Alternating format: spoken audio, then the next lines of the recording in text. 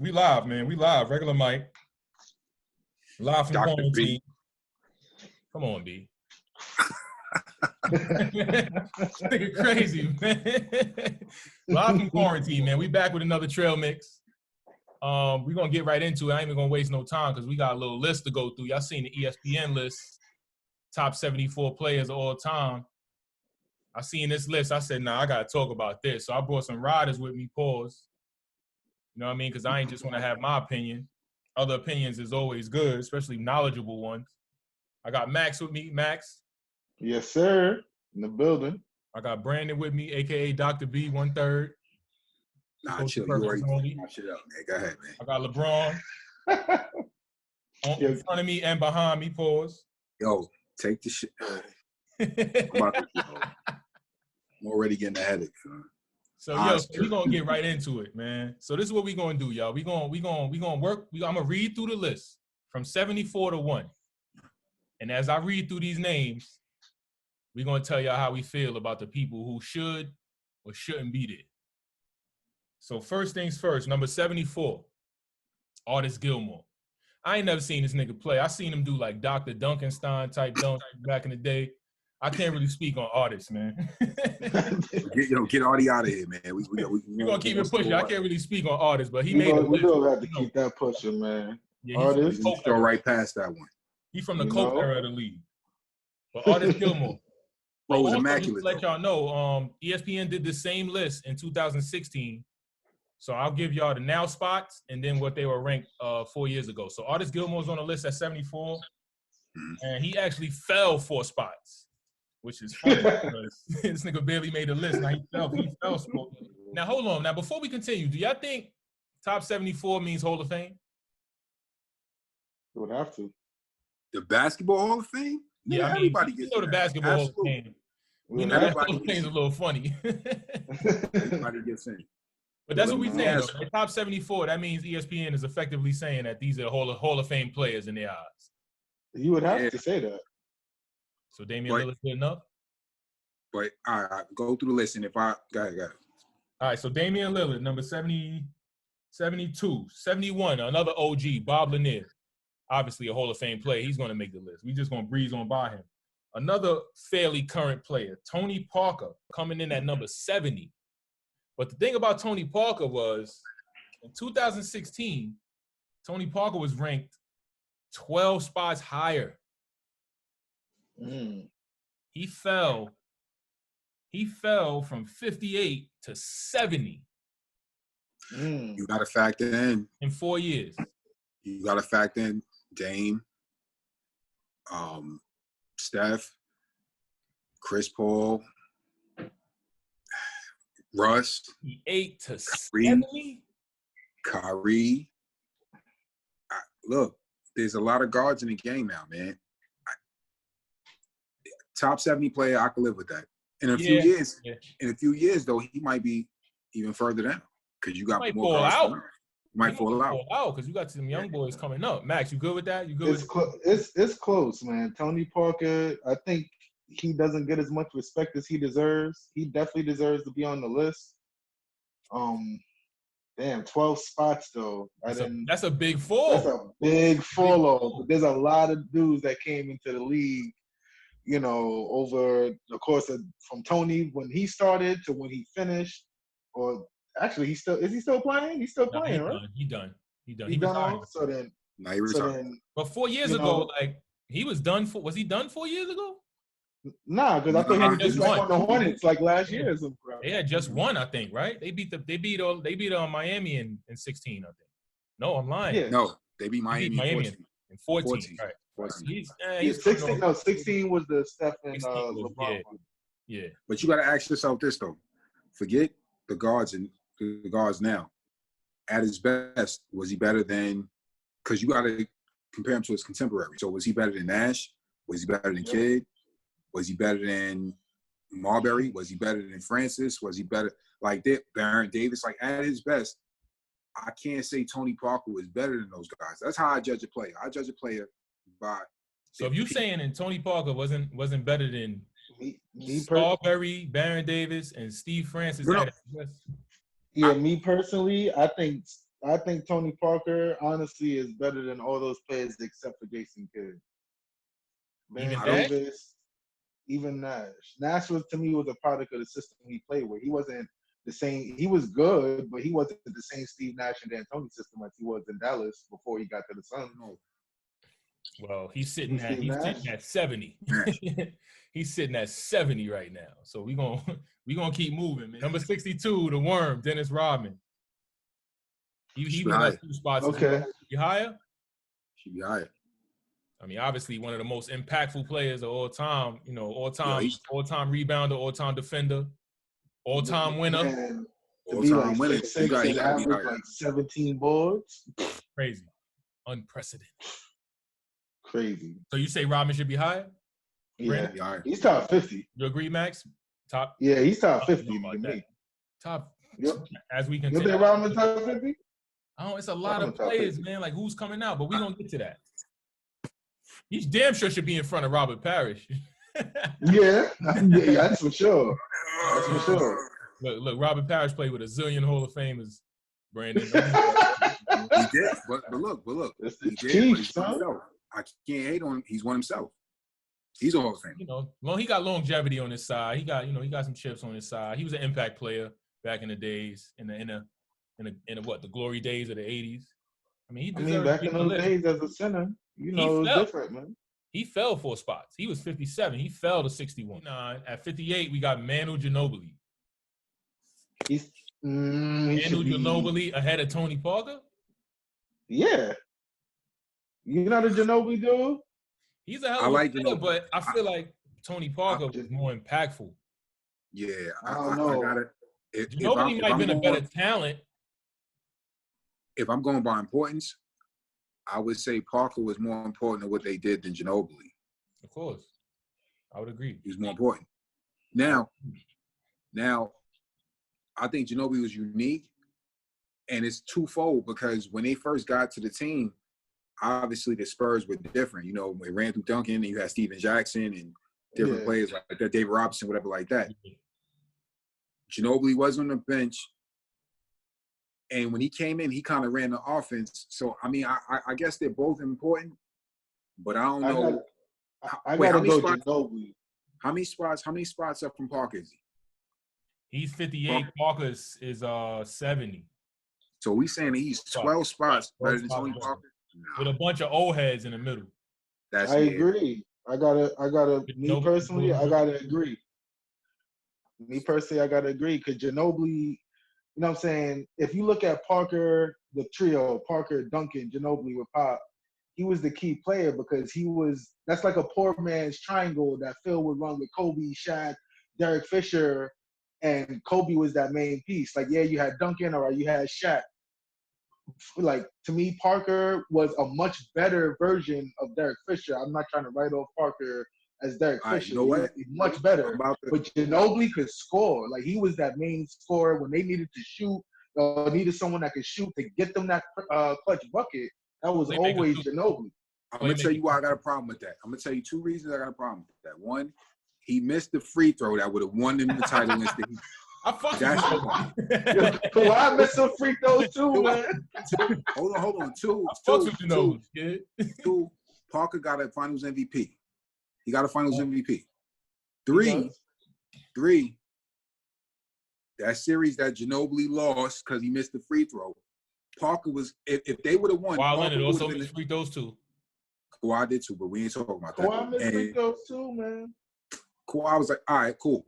And had they won that series, Parker would have been the Finals MVP.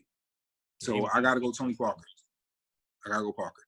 All right, so that's a discrepancy right there. That's a discrepancy right there. We're gonna move on to the next spot, 57. Now, 57, this player has the biggest drop on the list. All right? He fell the furthest. And that player is Clyde Drexler. At 57, he fell 21 spots. From 36 to 57. That's what the Last Dance will do to you. Yeah. I'll say this about Clyde, man. He was a great player, but like he said, the Last Dance to do it to you. Not to mention, he's not memorable. So when you think of when you think of certain players from the 80s, he was great, but it was just some off. And then you got guys that's playing now, the guards that are playing now. Think about it. If you name the top 10 shooting guards of all time, he in there, but you count on a couple hands before you get. He might be. If he's in there, he's at the bottom of that list. Clearly, right now. So, exactly. So that's just put a card next to Drexler name for shooting. I thought he was overrated before The Last Dance anyway. So to me, the drop off puts him more. I gotta give him credit. He was the best player. He was the best player on two finals. That Blazers team was good. Yeah, it was good. And he was the best player. His issue was he wasn't Jordan. He took too many threes, couldn't shoot them, and he just wasn't tough enough. But he won a title with the Rockets, so and they needed him. He was the guy. He took them over the top, quote unquote. Right. So I mean, listen, he was a great player, but I got to see who's ahead of him. And if it's somebody that starts ahead of him, then I could make a change and put him up. But as of now, I'm good with it. All right, so we're going to keep pushing. Clyde Drexler, 57, falling 21 spots. Now, the next few names are guys that we've seen their whole careers, pretty much. Ray Allen at 56. He fell 6 spots. Good with that? I got to see who's ahead of him. Ahead of him, Vince Carter, 55. I'm gonna just give y'all the whole pack, and then we could discuss it.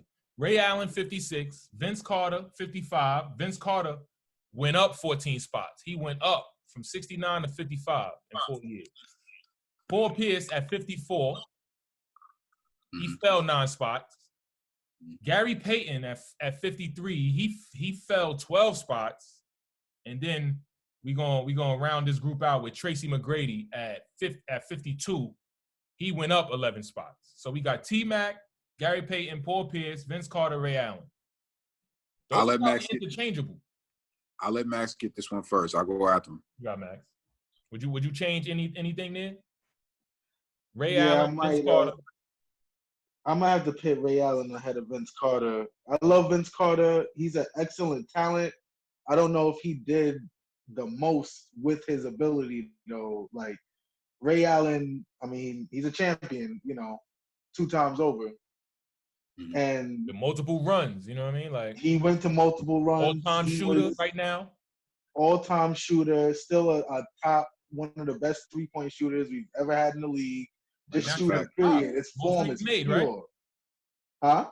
He has the most threes made in history right now, right? No, I think Steph passed him a while ago, but no. I think it's Steph got the record for single season. A single season, but I know it's not all time. Ray got it, and then Reggie. Yeah. So I think again, I go back to it. I look at peak. At Vince Carter's peak, I don't know who's better between him and Ray Allen. Yeah, because Ray peak was okay, man. Ray was that. Nah, Ray was ill. That's what I'm saying. But Vince, you also got to factor in how defenses played him and how he didn't change the game, but when he got hot, there's nothing you could do with him. He could take it to the basket, shoot the 3. Ray could do it too, but Vince was a little different. Then you got T-Mac. If you want to talk about just their peaks, did any of those guys have a 3-year stretch like he had in Orlando? I mean, Max put his monkey ass in the Hall of Fame. I know Max don't fuck with T-Mac. He was amazing. You know how I feel about T-Mac. Yeah, Mac's not a T-Mac guy. And then you have go ahead. I'm sorry, B.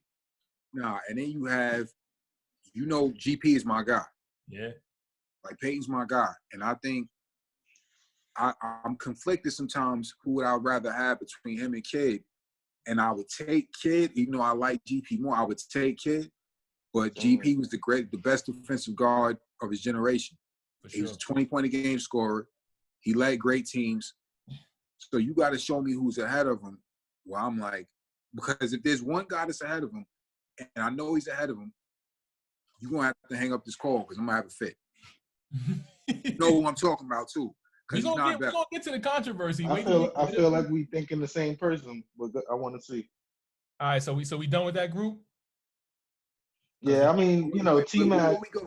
before we go, Max, what should be for T-Mac? No, no. One thing with T-Mac, man, is just he was, in all fairness, like I'm a little biased with him. Like he was a great player, like great offensive talent.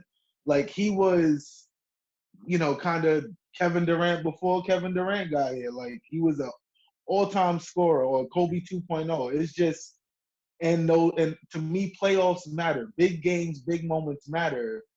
And he never showed up in those big moments, whether it be for one reason or another, injuries or whatever the reason. I've seen him up. I wrote him off completely when he was up 3-1. Said, "Oh yeah, it's gonna feel good to finally get out of the first round," and allowed who was it, the Mavericks or whoever, to come back and smoke his boots. Oh, that was the Pistons, whoever.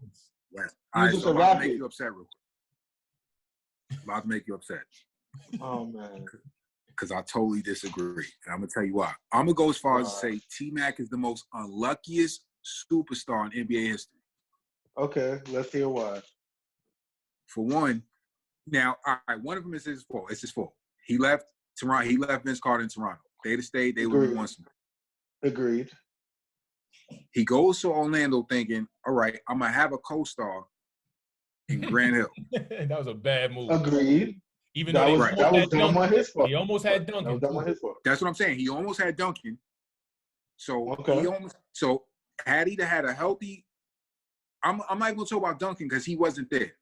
I'm going to talk about Grant Hill. If Grant Hill would have been healthy, tell me another wing tandem that's like Kawhi and PG back then.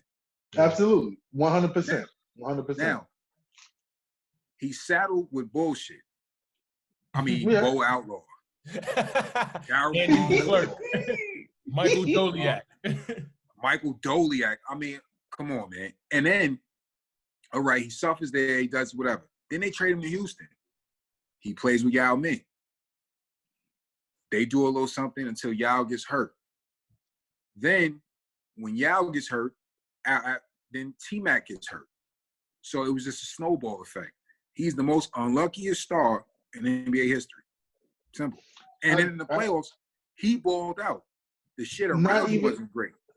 The first round, though, You should be able to carry it. Listen, Iverson there's no other superstar in history that was surrounded by more scrubs and had to carry more on his back than Allen Iverson. And he at least made it out the first round. And this man you mean the people that he ran out? Or you mean after the people he ran out? It don't matter. It don't matter. He still led them to at least a first round victory. He led them to a finals one year. At least he could win a series. Right, so like if T-Mac was so elite of a talent, there's no reason why he should have his only finals appearance came as a third stringer on the Spurs. Take your T-Mac glasses off real quick. Take the hate you give off real quick. Take it off. Now, hold on. T-Mac is. You mean to tell me that the Philadelphia teams were worse than those Orlando teams? Absolutely. Jesus Christ. Absolutely. Are you serious? I'm talking about George Absolutely. Hill, Aaron McKee. We're talking about George Lynch, Eric Snow, Aaron McKee, Mutombo, Darryl Armstrong. That's the best you got? No. I'll take a washed up Grant Hill over Darryl Armstrong. That's the best I got. Grant Hill was better than Darryl Armstrong, even with a bum leg. How many games did Grant Hill play? He's still better than Darryl Armstrong. How many games did he play? Listen, he ain't played many, man. Listen, man, we got to get through a list here, guys. we got more of this coming. Trust me, we got more of this coming. Boy. Please. Above West Untitled at 49, we got Reggie Miller. Okay. Damn, Reggie Miller's that high above Ray Allen? Yeah, Reggie that's Miller. A problem. That's a problem. He should. Now that's an argument we can have because to keep it real, Ray Allen was better. They can switch. Ray Allen was better. Yeah, what is that? Ray Allen was better. Even if you want to put him on the list, they could be back to back. But Ray Allen got to be on top of you. Yeah, Ray Allen was better. I agree. 42. You ready for this, Brandon? Are you ready, nigga? Flames. Go ahead. Flames. Look, you see the steam, right? 42. Coming in at 42, we got none other than the incomparable Russell Westbrook. Didn't you mean to say the incompetent Russell Westbrook? Whoa. Shit is outrageous. Russell Westbrook? Outrageous. Russell Westbrook at 42. Seven This is spots outra- higher. This is Seven spots outrageous. higher. It's outrageous. How is he?